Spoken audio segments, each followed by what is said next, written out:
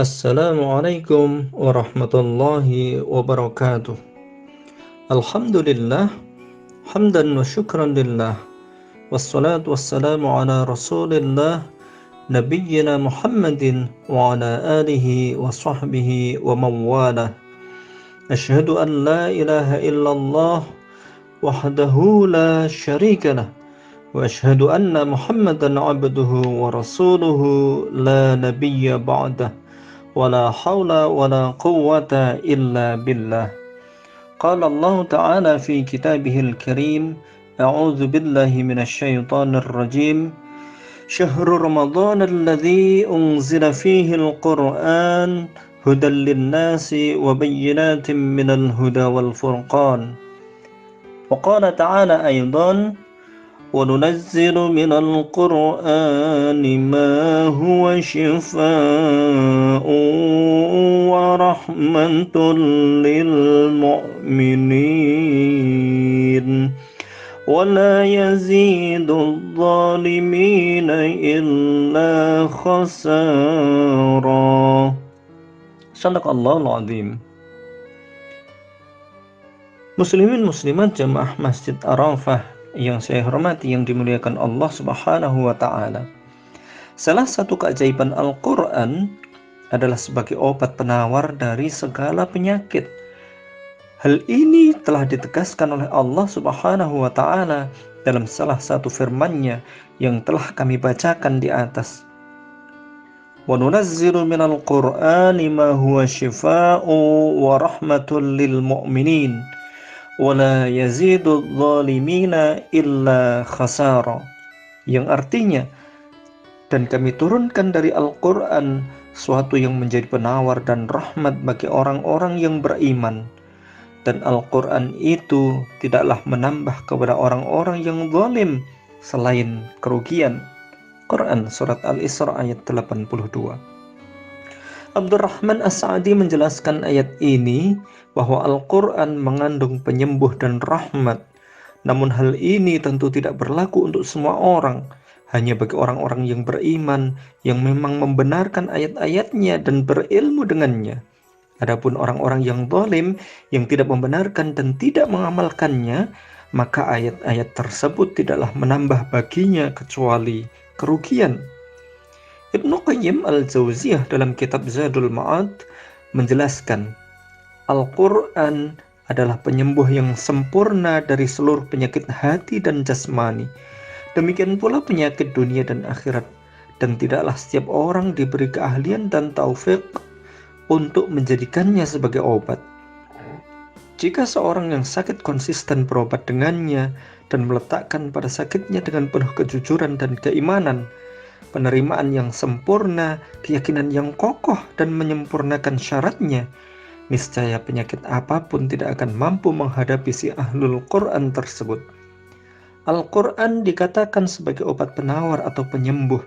Itu adalah karena pembacanya bertawakal penuh kepada Allah Subhanahu wa Ta'ala yang telah menurunkan Al-Quran, sehingga ia hanya memohon kepada Allah Subhanahu wa Ta'ala atas kesembuhan segala penyakitnya. Salah satu penyakit yang sekarang sedang mewabah di dunia, bahkan termasuk di negeri kita yang tercinta, adalah mewabahnya virus corona atau kita kenal dengan COVID-19. Virus ini sampai sekarang belum ada obatnya secara kedokteran, belum ada vaksin antivirus. Bahkan negara besar dan maju sekalipun belum menemukan obatnya. Dan Al-Quran merupakan salah satu alternatif yang bisa diandalkan sebagai solusi menghadapi COVID-19. Di antara keajaiban Al-Quran adalah mampu meningkatkan imunitas tubuh kita dengan menekuninya, mulai dengan rajin membaca Al-Quran, berusaha untuk menghafalkannya, mempelajari, memahami, dan merenungi artinya. Dan tentu saja yang paling penting adalah dengan mengamalkannya. Inilah sumber imunitas bagi kita. Seorang profesor terkenal dari Malaysia, Profesor Dr. Muhayya, mengatakan, saya pribadi sebagai dokter perobatan memerlukan banyak perlindungan dan tidak ada yang lebih baik sebagai perlindungan selain daripada Al-Quran. Dengan getaran Al-Quran yang sampai ke sel, maka sel itu akan melawan virus dengan sangat kuat. Begitu juga dalam menghadapi virus COVID-19. Dengan positive thinking ditambah dosis Al-Quran yang memadai, maka terbentuklah imunitas di level sel. Dan ini akan membentuk Quranic immunity. Padahal yang paling mudah terkena dampak mematikan dari COVID-19 adalah yang rendah imunitasnya. Dan Al-Quran adalah jawaban yang paling ampuh. Muslimin muslimat jamaah Masjid Arafah yang dimuliakan Allah Subhanahu wa taala. Di samping Al-Qur'an mampu sebagai obat penyakit dunia atau penyakit jasmani, ternyata yang paling penting dan yang paling kita butuhkan adalah juga mampu untuk mengatasi penyakit akhirat kita. Penyakit akhirat yang paling kita takuti adalah dosa-dosa kita, karena dosa-dosa itulah yang akan mengantarkan kita ke neraka Allah Subhanahu wa taala. Al-Quran, dengan membacanya saja kita sudah bisa untuk membersihkan dosa-dosa kita. Kalau kita dekat dengan Allah Subhanahu wa taala karena kita menjadi ahlul Quran, maka akan banyak keuntungan yang akan kita peroleh. Salah satunya adalah hidup kita akan diberkahi oleh Allah Subhanahu wa taala sesuai dengan firman-Nya. A'udzubillahi minasyaitonirrajim. وَهَذَا كِتَابٌ أَنزَلْنَاهُ مُبَارَكٌ فَاتَّبِعُوهُ وَاتَّقُوا لَعَلَّكُمْ تُرْحَمُونَ. Dan Al-Quran itu adalah kitab yang kami turunkan yang diberkahi, maka ikutlah dia dan bertakwalah agar kamu diberi rahmat. Quran Surat Al-An'am ayat 155. Mereka yang bergaul dengan Al-Quran dan menjadi ahlul Quran, maka hidupnya penuh berkah. Berkah umurnya, berkah rezekinya, berkah anak keturunannya, berkah hidupnya di dunia dan di akhirat, terjamin kebahagiaan hidup kita. Mereka yang diberkahi Allah dengan menjadi ahlul Quran, maka akan ditemani Al-Quran, akan mendapatkan syafaat dari Al-Quran nanti di akhirat kelak. Al-Quran akan menemaninya sejak mulai di dunia, sewaktu menghadapi virus corona.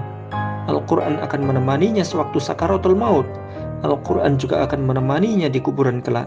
Al-Quran akan menemaninya waktu dihisab Allah Subhanahu wa taala nanti di akhirat. Juga Al-Quran akan menemaninya waktu melintasi sirat. Dan Al-Quran bahkan akan menemaninya sampai masuk ke surganya Allah Subhanahu wa taala. Dan posisi seseorang di surga kelak sesuai dengan posisinya sebagai ahlul Quran. Bahkan ayat 155 dari surat Al-An'am di atas menjelaskan bahwa kalau kita mengikuti pedoman Al-Quran akan mengantarkan kita kepada hamba Allah yang bertakwa. Dan jadi hamba Allah yang bertakwa adalah target puasa Ramadan kita. Dan bulan Ramadan, bulan yang diturunkan Al-Quran yang sangat luar biasa ini, sekarang sedang dalam genggaman kita. Kita sekarang berada pada bulan yang mulia ini, yang penuh berkah, rahmat dan maghfirah. Mari kita siapkan diri kita untuk semaksimal mungkin selalu bersama Al-Quran. Mari kita baca sebanyak-banyaknya kita mampu. Kita renungkan kandungan isinya. Kita menghafal Al-Quran sebisa kita. Mari kita amalkan apa yang sudah kita ketahui dari Al-Quran. Yakinlah, insya Allah kita akan mampu mengatasi virus corona. Kita akan dijaga dan dipelihara oleh Allah sewaktu kita jadi ahlul Quran.